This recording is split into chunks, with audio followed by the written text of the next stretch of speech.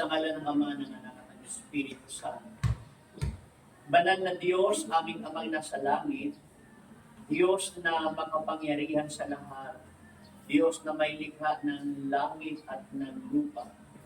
Sa pangalan ni Jesucristo, Panginoon namin na tagapagligtas, minsan pa kami nagpapasalamat, Panginoon, sa pagkakataon na kami ay magkatipon sa lugar na ito, upang ikaw na Diyos na tumawag sa amin, pumili sa amin, at nagbigay sa amin ng napakalaking biyayang makapaglingkod sa iyo, ay magkatipon, O Diyos, upang ikaw ay aming purihin, sambahin, at sa lahat ng mga nangyayari sa aming buhay, ay aming ipinagpapasalamat. Ay namin, Panginoon, sino man ang humaharap sa mga problema at mga pagsubok, ang lahat ng ito'y mapagtatagumpayan, maging ang sakit at karamdaman, sa pangalan ng Panginoon. Panginoon ang kapurihan ngayon at magpakailanman sa ngalan ng Ama, ng Anak ng Espiritu Santo. Amen. Palakpakan natin ang Panginoon.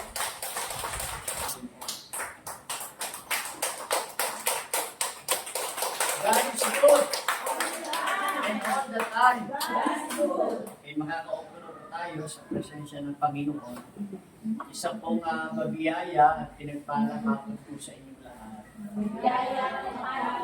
Ako naman ay Ebanghelyo po natin ngayon. Ang sabi po doon, ang Panginoon ay tumawag ng 12 alagad. Amen po. At minention nga po yung mga pangalan nila. At hindi lang mismo yung 12, kundi tumawag pa ang Panginoon ng 72. At sinubo sila ng dala-dalawa. Noong mga panahon iyon, nagbigay ng instruction ng Panginoon na sa inyong paghayo, huwag kayong makikipag-usap sa daan o huwag kayong pumunta doon. Meron siyang mga tinutukoy na lugar na huwag makipag-usap sa mga hintil. Amen ba? Huwag daw pumunta doon sa mga Samaritano, kundi hanapin ang mga nawawalang tupa ng Israel. Buhay ng patay, mangaral at magpagaling ng mga sakit at karamdaman. Sa inyong paghayo, huwag kayong magdadala ng lukbutan, damit, pagkain na kailangan ninyo. Sapagkat may karapatang tumanggap ang manggagawa ng kanyang buhay. Salita, ang misyon ng mga alagad ay natapos na. Pagdating doon sa verse 17 hanggang 20, nag-report ang mga alagad sa Panginoon at ang sabi nila, Panginoon, maging ang demonyo ay sumusunod sa amin sa pangalan mo. Ang sabi ni Jesus, nakita ko si Satanas na bumagsak na parang higla. Huwag kayong magalak hindi dahil sa napapalayas ninyo sila o siya, kundi nakatala ang inyong pangalan sa iyo. Ang nais kong bigyan dito ng aral ay yung pagpapasakop ng mga alagad. Nagpapasakop sila sa Panginoon at sila'y sumusunod. Pagpapasakop at pagsunod. Pakiulit po. Submission and obedience. Hindi po kailanman nangyari na ang nagpapasakop ay hindi sumusunod. At ang sumusunod ay hindi nagpapasakop. Hindi kailanman mangyayari yun. Kung daw po nagpapasakop, sabihin, yung kanyang sarili, yung kanyang isip, yung kanyang ginagawa, at ang kanyang pamantayan ng paglilingkod, ay pumapailalim sa namumuno. Sino man ang nagpapasakop, siya ang susunod. Sino man ang sumusunod, yun ang nagpapasakop. Kaya magkasama yan. Nagpapasakop at sumusunod. Sino sumusunod? Yun nagpapasakop. Sino yung nagpapasakop? Yung sumusunod. Ang aral po ng submission and obedience, ito ay tumutukoy sa mga taong naglilingkod sa Diyos at nakatuon sa kalagayan ng paggalang, pagtitiwala, at pakikipagtulungan sa loob ng gawain. Amen? Hindi po ito tungkol sa bulag na pagsunod. Kasi di ba may mga nagsasabi dyan, sunod ka naman sunod sa coordinator. Parang ang bulag. Hindi po kabulagan ng pagsunod. Hindi po kabulagan yon. Kundi sa pagkilala lamang nila sa authority na ibinibigay ng Panginoon sa mga naglilingkod. Amen po? Para sa ikabubuti ng mga taong naglilingkod. Kanino dapat magpasakop? Marami ang pwedeng itukoy ng pagpapasakop.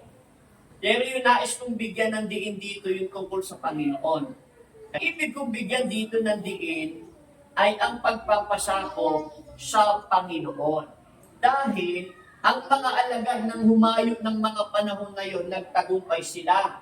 At ang dahilan ng kanilang pagtatagumpay ay yung kanilang pagiging submission and obedience.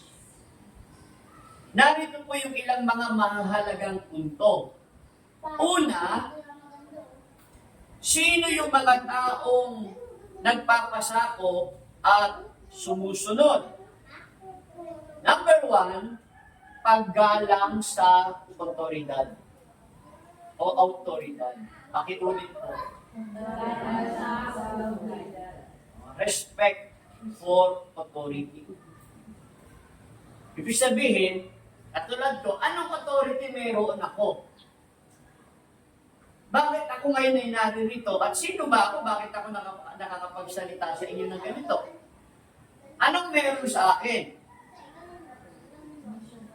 Yun, authority, mission order. Sino sumagot nun? Ako.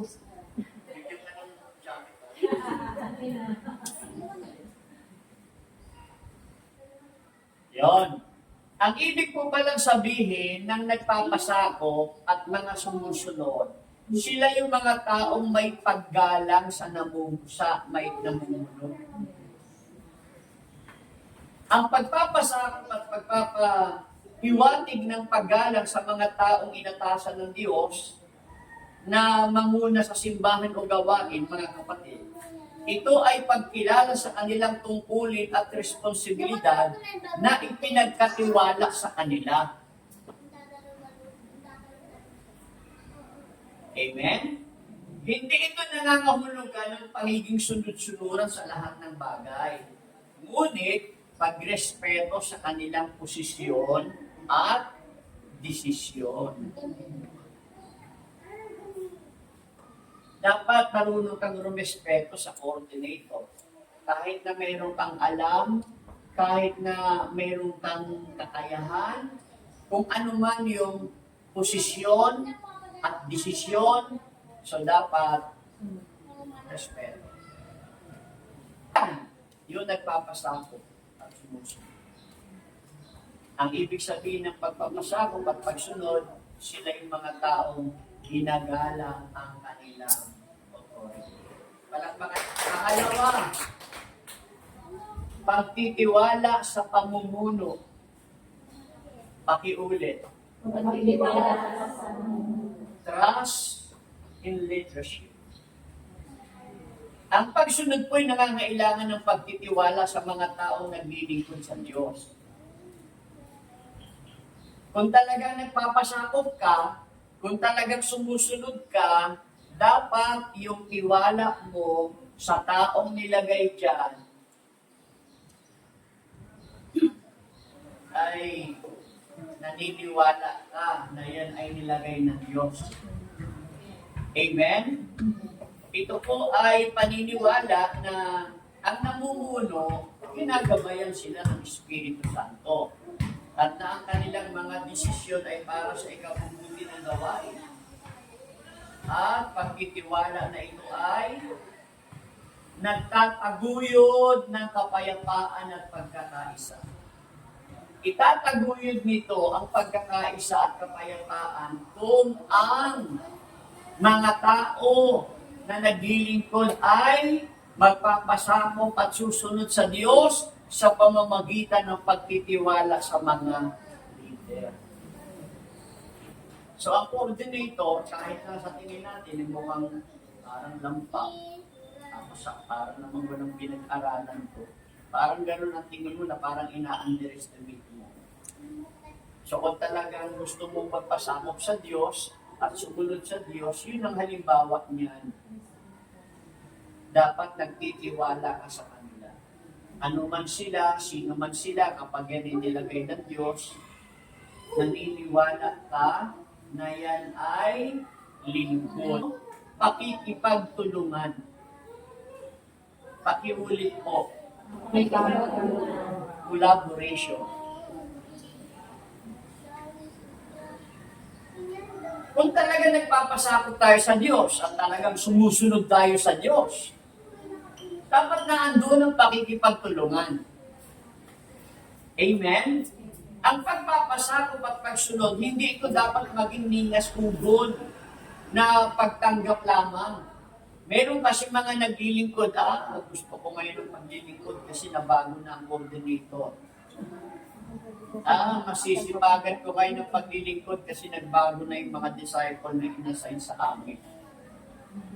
Nilitaw na ngayon ako kasi matagal na ako nasa bahay lang, hindi ako naglilingkod. May maglilingkod na ako kasi gusto ko yung may hawak na yun.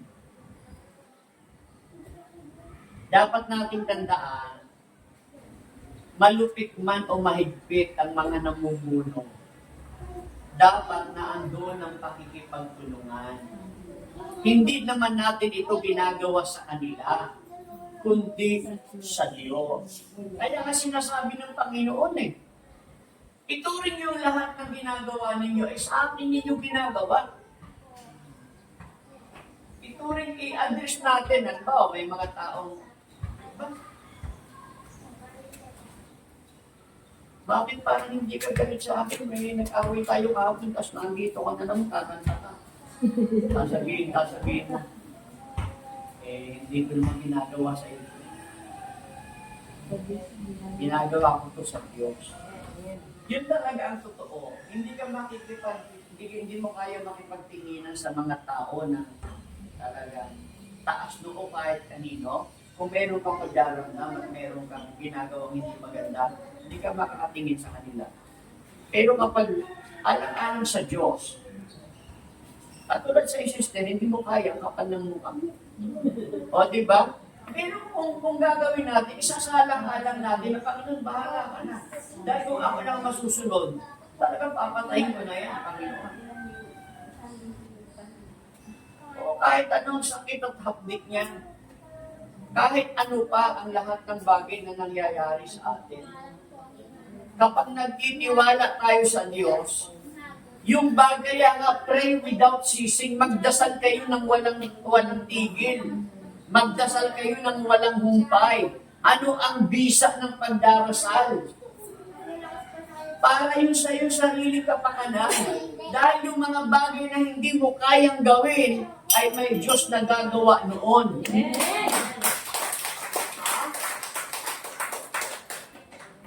Hindi yun sa iyong lakas, hindi yun sa iyong galing, kundi sa sagot ng pagdarasal mo. Pagdarasal, hindi mo yung ginagawa para lamang sa iyong sariling kapakanan. Gawin mo yun dahil talaga ang totoo. Na may Diyos talagang makagagawa ng lahat ng bagay. Ito po, yung pangatlo na ito, yung pakikipagtulungan. Dapat ang pakikipagtulungan hindi ningas kupon. Bago ang pari, naglilingkod ako ngayon. Pero na nagbago na naman yung pari,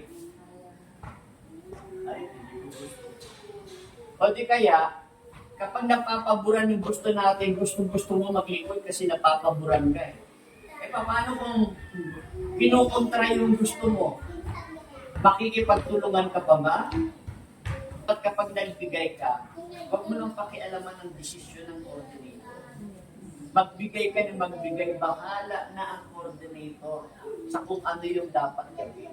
Kung magbigay ka, makipagtulungan ka, yun ay pagpapakita ng pagpapasakop mo at pagsunod sa Diyos. Ito po ay pakikilahok sa mga gawain. Pagbabahagi ng ating talino, yung ating kakayahan, yung ating pagsuporta sa mga programa at mga proyekto. Dapat nangyayari yan. Yung pakikipagtulungan, tanda yan ng pagpapasakop at pagsunod. Pang-apat, pag-unawa sa layunin. Pakiulit po. Understanding the purpose. Ano yung ibig sabihin noon kapag ikaw ay nagpapasakop sa Diyos? Kapag ikaw ay sumusunod sa Diyos? Dapat pala, yung layunin, dapat unawain mo. Mahalagang maunawaan ng layunin ng pagpapasakop at pagsunod. Hindi ito para sa personal na o hindi ito para sa sariling papakinabangan ng mga namumuno, kundi para sa ikabubuti ng buong gawain. Amen po? Ito ay para sa paglago ng pananampalataya at pagpapalaganap ng kaharian ng Diyos. Para bagang, bakit gusto ng choir? Nakukuha pa ng choir sa Ambel. Yung layunin noon, kahit anniversary naman, at kung kaya rin lang naman magbigay ng ganito, bakit hindi? Dahil pagkaraniwan naman ito'y gawain, wala namang special na choir. Pwede magkaroon ng special para lamang madama sa panahon ng pagdiribang na anniversary nga yan. Dahil pag wala kayong guest at walang special, parang pagkaraniwang gawain. Minsan ito yung lumalabas sa desisyon na nakararami. Dapat kung ano daw yung layunin ng iyong request, bakit yun ang gusto mo? Bakit yun ang sinasabi ng mga leader? Dapat maintindihan mo yung layunin nila. Amen? Kapag naintindihan mo yung layunin, hindi mo kukontrahin yung pera.